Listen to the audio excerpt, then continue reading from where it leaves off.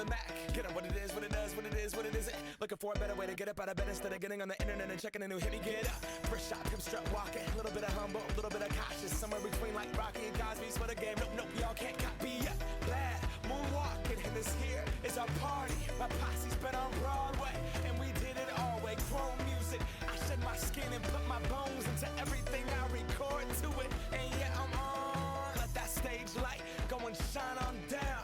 Got that Bob Barker suit game and Plinko in my style. Money, stay on my craft and stick around for those pounds. But I do that to pass the torch and put on for my town. Trust me. The first thing we'll be calculating is the speed of his run.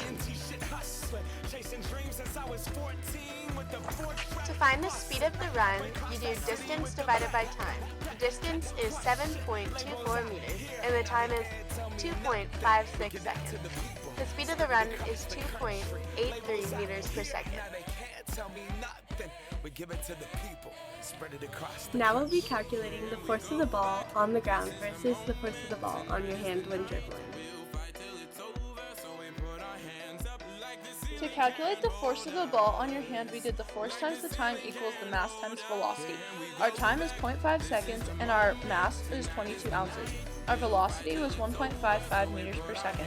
We had to change our ounces into kilograms and got 0.624 kilograms, which we multiplied by 1.55 meters per second to get 0.9672 kilograms per meter per second. We then divided that by 0.5 seconds and got our force as 1.9344 newtons. We then compared this to our force of the ball on the ground. To calculate this, we got the force times time equals mass times velocity. Our time is 0.3 seconds and our mass was 22 ounces, which we had to change into 0.624 kilograms. We then multiplied our mass times our velocity and got 1.61 kilograms meters per second and divided this by our time of 0.3 seconds. Our force was 5.3664 newtons. Now we are going to be calculating the force on your foot when you jump. To find the force on your foot when you're jumping, you do the force times the time equals mass times velocity. Our time was 0.25 seconds and our mass was 112 pounds times the velocity of 2.83 meters per second. We had to convert our weight into kilograms, which turned out to be 50.8073 kilograms. We then found out that our kilograms times our meters per second were 143.78 kilograms meters per second, and we divided it by 0.25 seconds.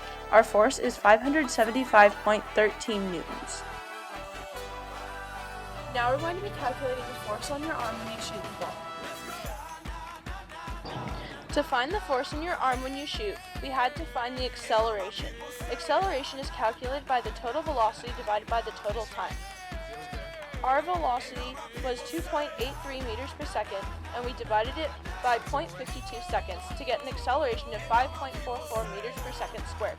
We plugged that into our equation and multiplied it by our 22 ounces, which we converted into 0.64 kilograms. When we multiplied this by our acceleration of 5.44 meters per second squared, our force was 3.48 newtons. The last thing we'll be calculating is the force of the ball on the backboard. To find the force of the ball hitting the backboard, we had to do force times time equals mass times velocity. Our time was 0.2 seconds, and our mass was 22 ounces, and our velocity was 2.583 meters per second. We did 0.624 kilograms, which is 22 ounces converted into kilograms, multiplied by 2.583 meters per second. We then got 1.6118 kilograms meters per second and divided that by our time, 0.2 seconds. For our force, we got 8.059 newtons.